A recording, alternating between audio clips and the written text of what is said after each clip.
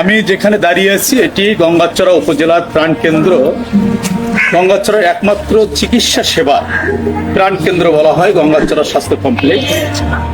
এখানে আমাদের চিকিৎসক কর্মকর্তা কর্মচারী যারা আছে তারা যথেষ্ট আন্তরিকতার সাথে রোগীর সেবা দেওয়ার চেষ্টা করে, যদিও মাঝে মাঝে কিছুটা ব্যত্যয় ঘটে।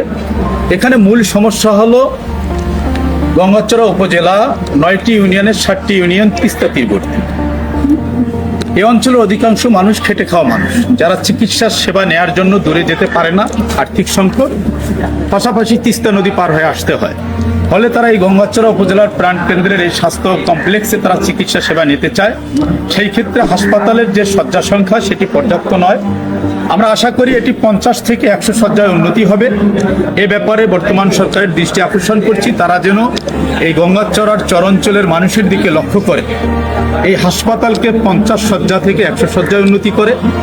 এখানে রোগীর সেবার জন্য, পরীক্ষা নিরীক্ষার জন্য যেটি প্রয়োজন সেটি হলো ডিজিটাল এক্সরে এবং ফিল্ম, সেটির ঘাটতি রয়েছে। এটি যেন পূরণ করা হয় সে ব্যাপারে আমরা দাবি রাখছি। পাশাপাশি এখানে ওয়ার্ড বয় এবং পরিচ্ছন্ন কর্মী পর্যাপ্ত নয়, এই সংখ্যাটাও বাড়ানো দরকার।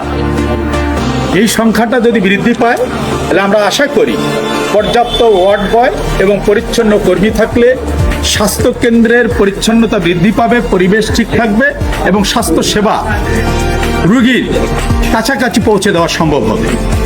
আরেকটি সমস্যা, এখানে সবচেয়ে বড় সমস্যা যেটা আমরা মনে করি জেনারেটর সমস্যা, এটিও সংযোজন করা দরকার। আমরা সরকারকে, স্বাস্থ্য বিভাগকে, স্বাস্থ্য অধিদপ্তরকে অনুরোধ করব গঙ্গাচড়া এই স্বাস্থ্য কমপ্লেক্সে একটা জেনারেটরের ব্যবস্থা, 50 শয্যা থেকে 100 শয্যায় উন্নতি করা, ডিজিটাল এক্সরে মেশিন সাথে ফিল্ম এটির ব্যবস্থা করা এবং ওয়ার্ড বয় এবং পরিচ্ছন্ন কর্মী বৃদ্ধি করা। এটি যদি হয় আমরা বিশ্বাস করি গঙ্গাচড়ার এই খেটে খাওয়া মানুষের, চরাঞ্চলের মানুষের স্বাস্থ্য সেবা অনেকটা নিশ্চিত হবে বলে আমরা মনে করি।